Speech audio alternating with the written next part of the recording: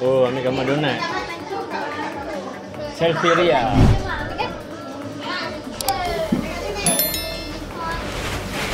Tak apa lah, masuk Ria tak syok pun. Dia kena ikon.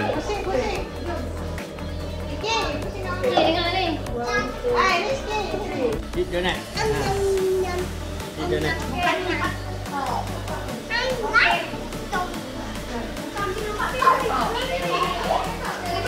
Apa? Kek bersih papa. Wah, ada cupcake ah.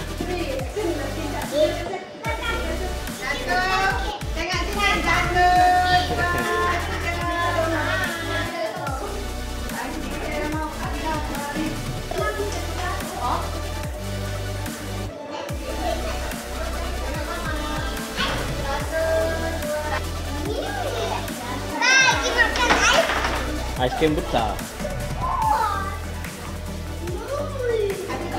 Ni apa ya? Lollipop. Bagi makan lollipop.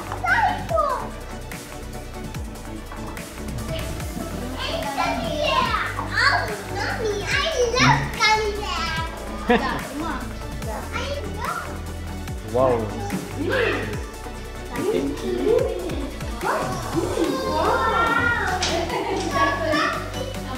Remin apa ni? Macam confused sikit. Remin ke tak kan? Remin, tapi ni. Oh, dia kecil je.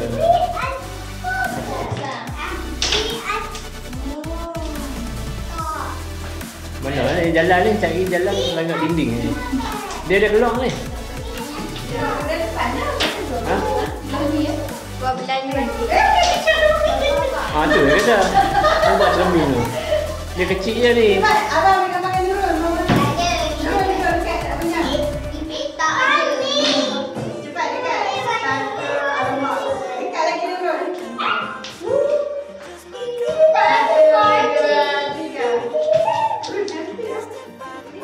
2, 3. Mana Iki? Habis dah? Oh. Tengok sini. Pusing batang dulu.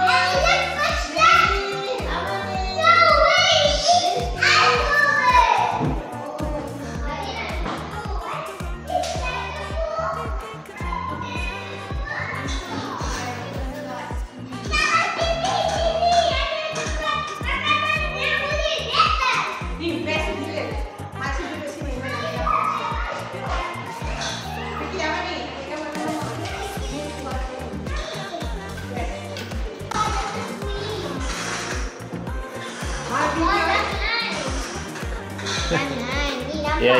Jom. Jom. Best gila. Ni apa? Cafe eh? Wow, superhero.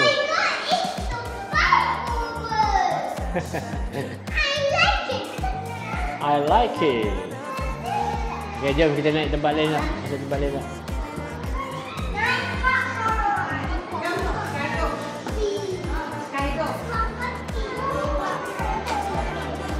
Bakso mana?